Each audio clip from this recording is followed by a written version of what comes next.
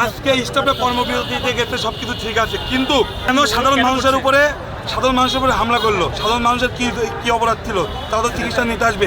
সাধারণ রোগীরা মারার পরে আহতরা আয়া জিজ্ঞাসা করলে আহতরা আজকে স্টাফরা কর্মবিরতিতে গেছে, সেখানে সাধারণ মানুষ যখন চিকিৎসা নিতে দেয়, সেখানে সাধারণ মানুষের উপরে স্টাফগুলো প্রথমে হামলা করে এবং নিচে যখন আহতরা দু একজন থাকে, আহতদের দু একজনকে পায় ওই সুবাদে তখনই মারে আহতদের মারার পরে সরাসরি আমরা আহতরা উপরে ছিলাম, আমাদের কেটিকেটটা তালা মারা ছিল, আহতদের উপরে ওইভাবে ওরা হামলা করে। এখানকার চক্ষু বিজ্ঞানের স্টাফ যারা আছে, এরা সব কয়টা এদের হারাম যে টাকাগুলা এক কথায় দিয়ে আপনার ইমার্জেন্সিতে যে এই যে টিপস যেগুলো নেয়, এক কথায় ড্রেসিং করতে 100-200 করে টাকা নেয় বা সিরিয়ালের টাকা নেয় বা অন্যান্য ওষুধের টাকা নেয়, এগুলো সব আহতরা থাকি আর নিতে পারছে না।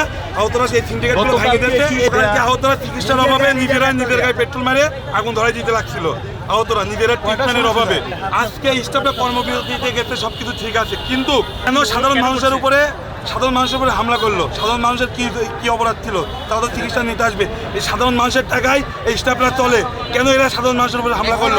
যারা বিষপান করছিল আহতরা, বিষপান করার পরে এখানে যে সাধারণ রোগী ছিল, ডাক্তাররা মানে সরকারি কর্মকর্তা যারা আছে তারা ধর্মকর্তা চিকিৎসা মানে তারা করবে না। মানে আমরা আহতরা বিষ খাইছে বা রাগান্বিত অবস্থায় ছিল, মানে চিল্লাপাল্লা করছে, এর জন্য তারা এই যে ধর্মকর্তা ডাকছে কোনো চিকিৎসা করবে না। এই কারণেই মানে পরে আহত 2-3 জনে মারার হাসপাতালের কর্তৃপক্ষ মানে কয়েকজনকে মারার পরে এই যে বিশৃঙ্খলা। টানা সপ্তমবারের মতো বেস্ট টিস্যু পেপার ব্র্যান্ড হিসেবে স্বীকৃতি পেয়েছে বসুন্ধরা টিস্যু। সাধারণ রোগীরা মারার পরে আহতরা আয়া জিজ্ঞাসা করলে আহতরা দাঁড়াইছে ডাক্তার স্টাফ আর নিচে সাধারণ জনগণ আনসারদের পক্ষে। এরা জবাবদি করার পরে আনসার এবং স্টাফ এদের ওই সরকারি ওই যে ব্যারিকেড রোগীর লোকের উপরে হামলা করে ওই সমস্ত লাঠি ঠ্যাঙ্গা ওদের জোগাড় করা আছে লাঠিগুলো। মানে আমি বাইরে ছিলাম, এর মধ্যে আপনার ছাত্র বৈষম্য বিরোধী ছাত্র আন্দোলনের সবাই আসে, আসার পরে সেগুলা মানে প্রতিবাদ করে, বুঝতে পারলেন? কিন্তু উপরে যারা সিরিয়ালে ছিল ওইখানে আপনার স্টাফ যে কর্জন আছে সবার হাতে লাঠি ছোট আছে।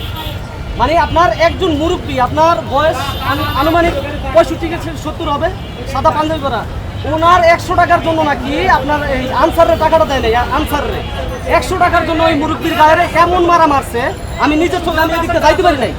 ওই মুরব্বীর যা মারা মারছে এইটার কেন্দ্র করেই মারছে ওনার। আমার ছেলে ছিল একটা 15 বছরের ছেলে, ওকে ধরে মারতে লাগছে 10-12 জন একসাথে।